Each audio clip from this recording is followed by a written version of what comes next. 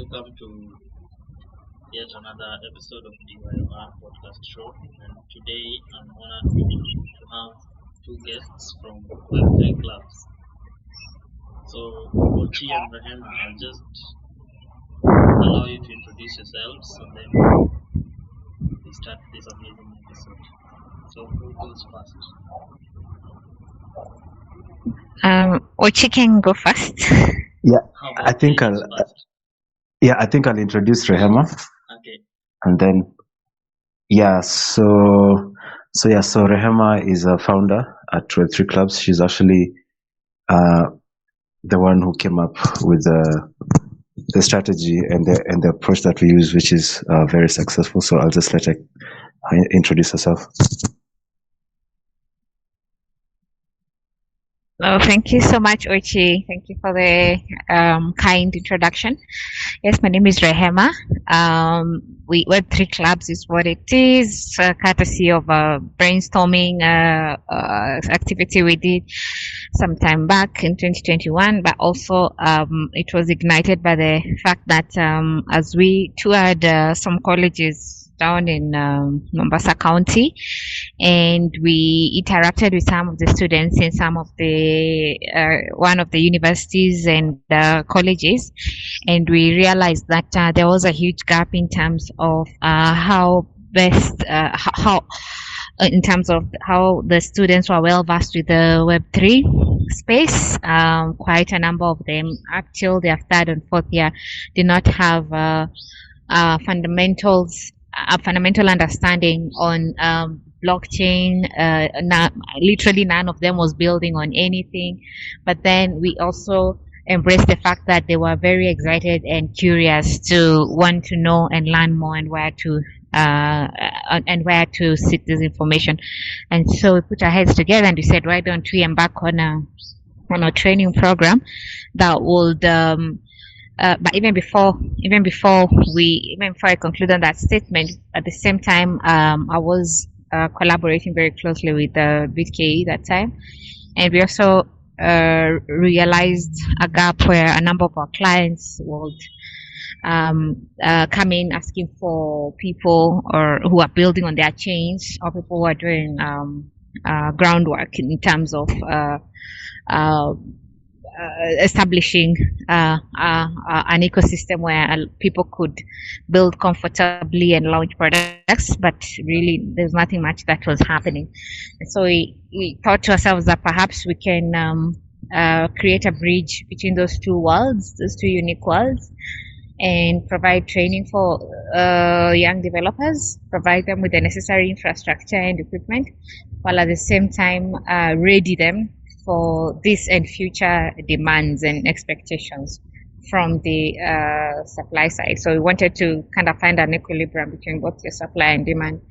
And so what we've had so far is that much of our progress has been through the fact that we are lucky to find one in so many people who embrace our vision, in the fact that a lot of the expectations that are out here is that people are building products in Africa, whereas that has, and especially Kenya, that has not been the case. So for those who believed in us, we are forever grateful.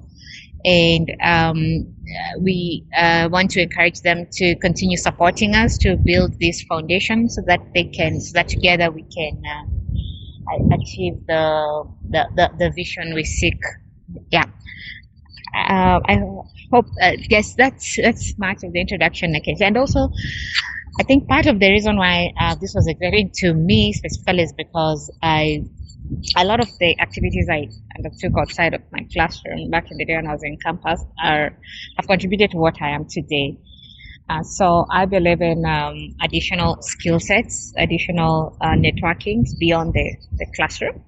And it's exciting to see a lot more students embrace these opportunities as they come forth, even though we are still taking our small baby steps. Yeah, thanks.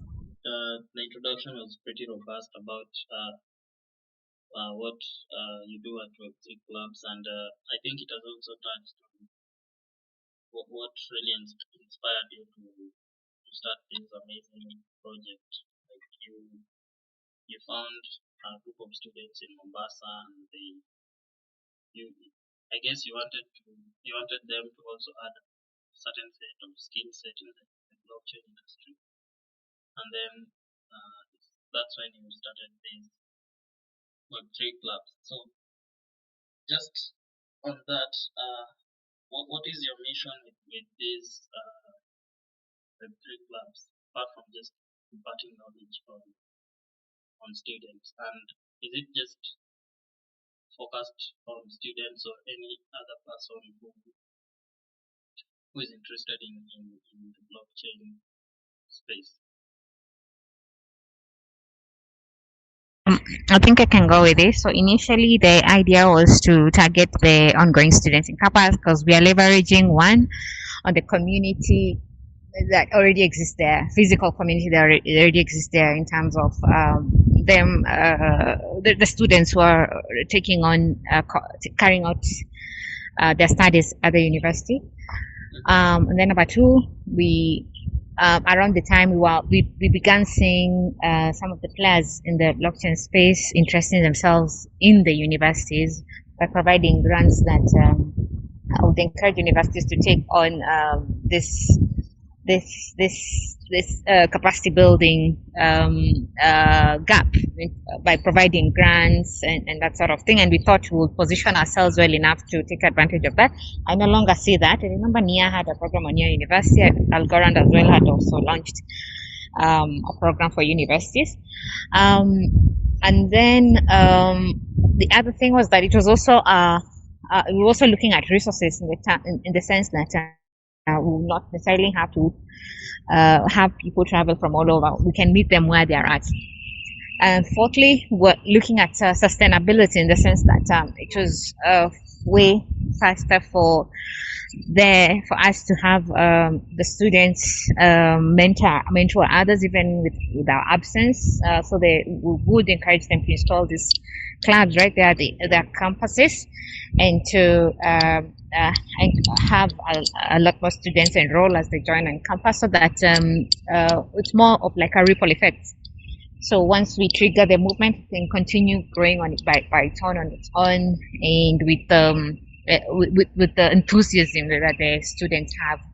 And that's different from, and I think around the same time, we also wanted to run a developer programs for post-university students.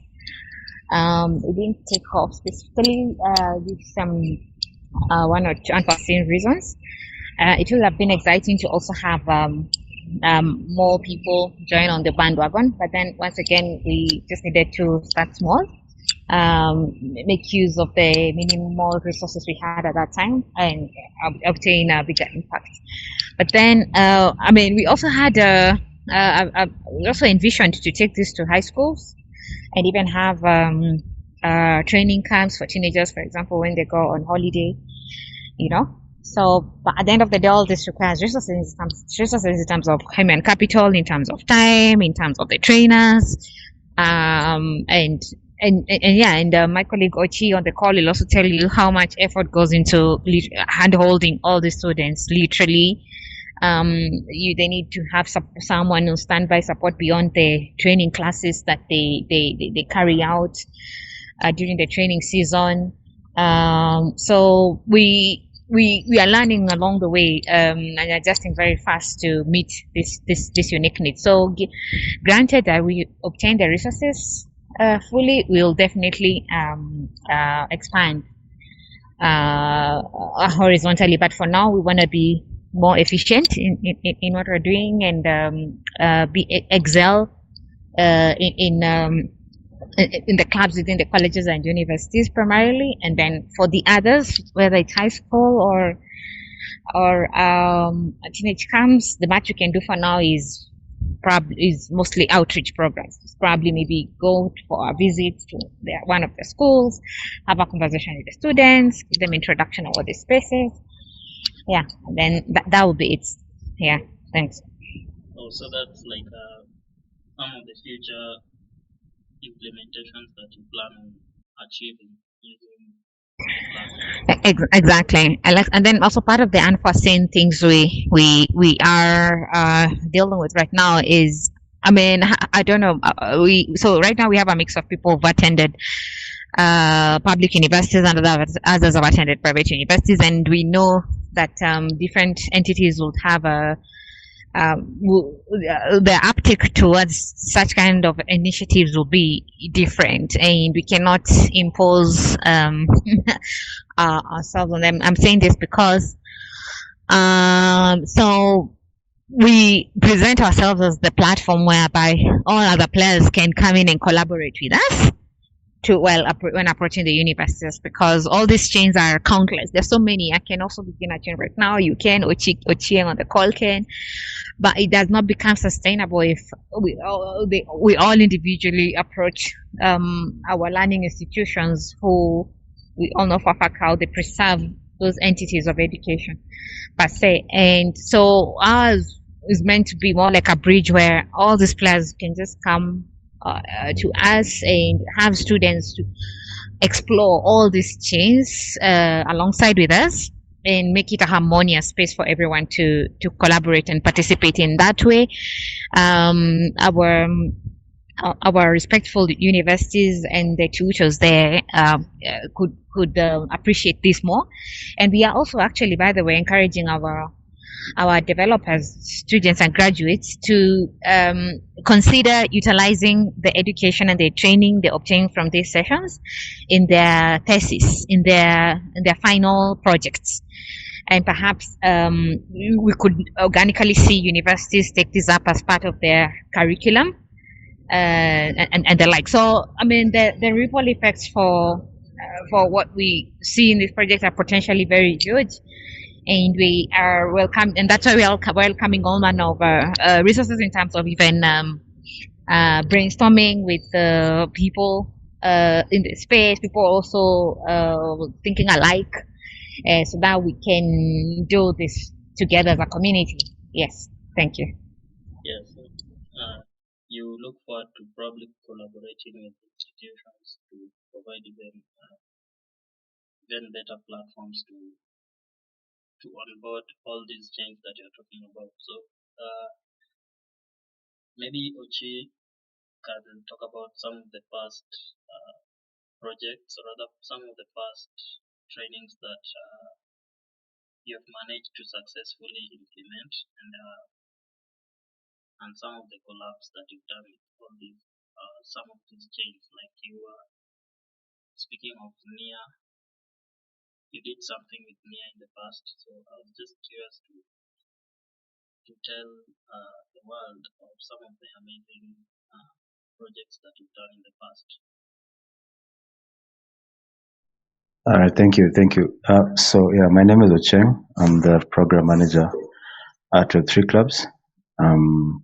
So I oversee all of the programs that we run. Before I get to what we've done, I'll just kind of emphasize what Rehema said. So the way we are structured is that we have we install student clubs around tertiary institutions across the country. So far, we have clubs in Kisumu, Mombasa, and Nairobi, and we're looking to do more in the region. Our main aim is to develop local capacity for blockchain development and other related fields around blockchain. So currently, our main focus is on smart contract development. So the clubs are run autonomously by the students. So we basically set up the clubs and then have them run the clubs themselves. So what we do is that we resource them with information, mentorship, and other efforts to empower them in the space. So our main approach to education at the moment is through intensive cohorts that run for 3 months. So 2 months is for learning. The learning takes the form of online sessions. So we have online calls with a trainer who works the developers through the course material, devs basically learn online and they get to code and just get assistance with that. Then the final month is for project building. So developers implement the lessons they've learned, and basically the pre-qualification for graduating and getting certified is completing a project that meets the requirements of the program. So far, we've done 2 cohorts. We did a cohort on NIA protocol where developers were trained on how to code in Rust. That cohort, we graduated 30 developers, 2 of which stood out as among the top 100 ever to take the international certification program called the NIA Certified Developer program. Our second cohort was an Ethereum cohort. We graduated 15 developers. We just we held our graduation ceremony on the 3rd of June 2023, and we have other cohorts in the pipeline soon to be announced in our communities. Actually, Frank, you took part in that cohort, so you know how we go about that. Beyond development, we're looking to introduce other cohorts around blockchain fields, such as community building, marketing and entrepreneurship, and such. Yeah. Yeah, I was just about to ask you that what is Web3 Clubs planning, or rather planning to offer people who are not entirely into the dev side, like probably they want to leverage on blockchain but not necessarily on being a developer. I think you touched on that. So we are looking forward to the other implementations of people who yes, they really want to get into blockchain, but they're not really good with coding and stuff. So I'm just curious about the success stories of these 2 students who stood out in the past cohort. So how did Web3 Clubs actually help them to really stand out in the maps out there, or get leverage to something else that they were not before? All right. So these 2 developers were just naturally talented, and also they're very hardworking. So that's so and for the NIA cohort, I guess they went a step further than most developers, and then they demonstrated that they're that they stood out. They got invited to an international event by NIA, although they were unable to make it to the event due to financial challenges, as NIA could only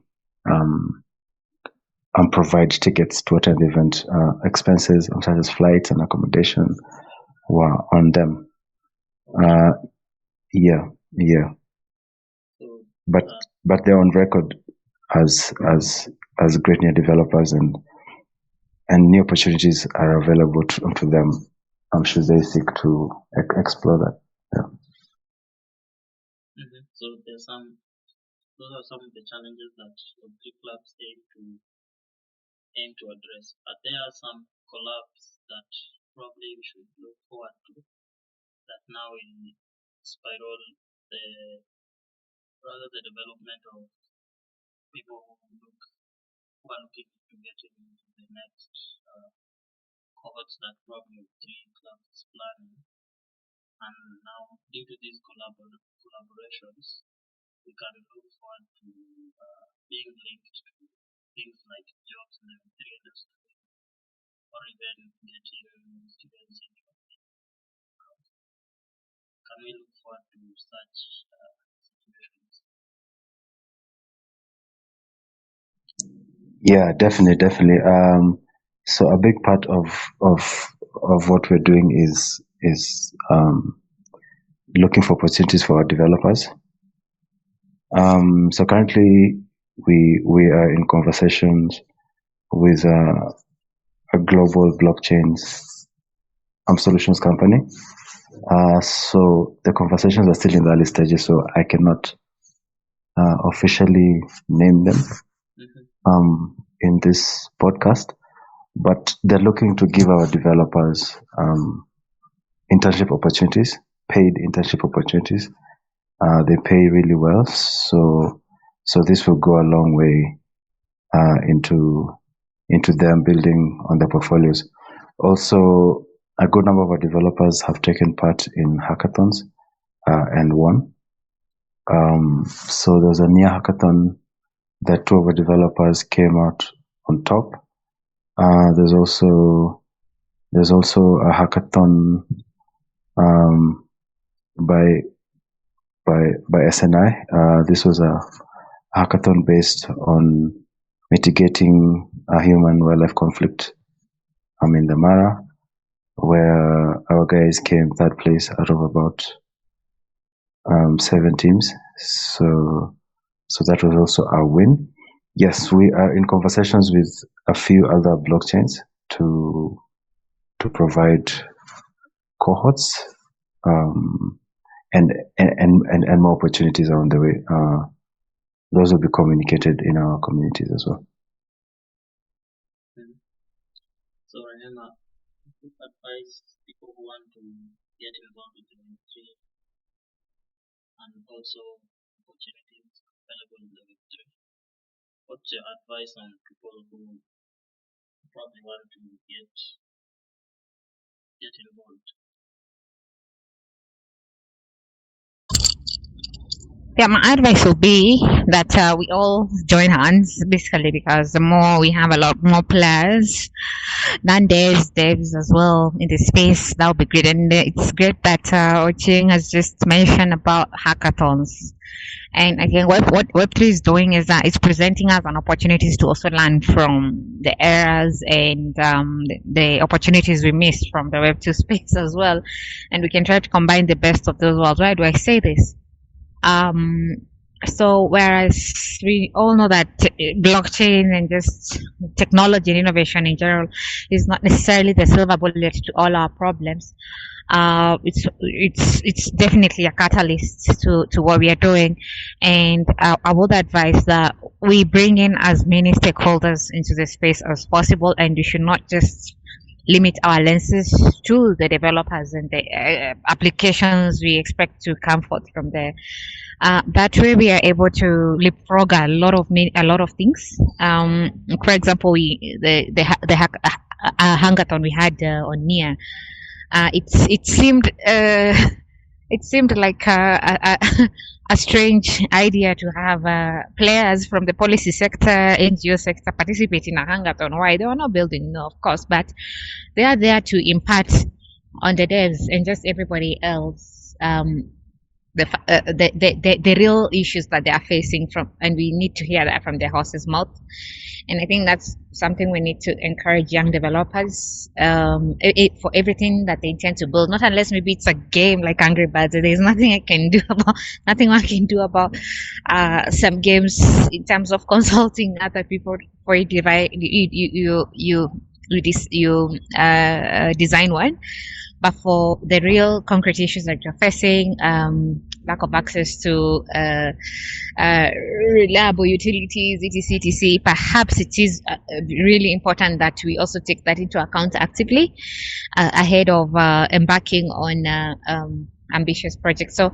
So mine is just to say this is open to everybody. No one is limited, whether you have knowledge on the technology or not. all are welcome, and it will be exciting to have everyone participate. Yeah, thank you. Okay, so Web3 Clubs basically trains people, rather offers platform to train people so that they can probably leverage on blockchain to solve some of the existing real-world problems, offer solutions using blockchain. Is my notion correct to what you are trying to achieve? Yeah, it's holistic, but that's the long term goal. It's the vision of our initiative. So it's not just focusing on just one segment of training developers, but we're also saying everyone else is welcome to participate, to engage the space to see how best they can leverage on the opportunity that the technology presents itself, or even build on the successes that have taken place in the already existing innovations and the opportunities that continue to emerge with time, especially for in this part of the world. Yeah. Yeah.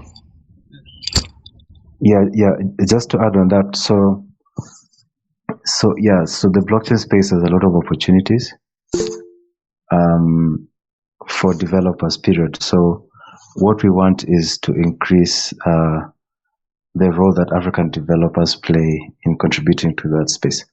So our goal is to build world-class developers who can take advantage of these opportunities and provide solutions to basically the world's problems that all blockchain developers are looking to do. And Ochi, could you also probably tell us about some of the setbacks that right now we are facing in the Web3 clubs? Yeah, so currently most of our training is in the online format, and so and given that our developers are sourced from all across the country, and the developers themselves come from different backgrounds, the main challenges we're facing is resourcing. So you have the issue of data. So not all developers can afford like proper data to take on the daily sessions. Although we record them and have them available for them to revisit if at all they missed or they need to get to just refresh on what they learned. The other issue is devices. Some of these SDKs are a bit demanding on machine resources, and some developers struggle with that. Also, just as we're growing, we get to learn, from these challenges. So, for example, what are the best practices for training online? Because it comes with challenges. Online sessions are not the most interactive, and you know that to sustain a student's I guess enthusiasm and attention, it really requires kind of a lot of experience, which we have improved on a lot, and we find that we're getting better at this. Yeah, so as the conversation continues, I guess we'll eventually find solutions to most of our problems. So it has been nice hosting you, Ochi and Rehema from Web3, and just getting Web3 clubs, and just getting to know the amazing work that the Web3 clubs is doing to onboard most of the people into the Web3 industry. And probably we can just end the conversation by dropping social media links and the websites where if someone probably is interested in learning more about Web3 clubs and wants to follow up your works and get involved, can reach out.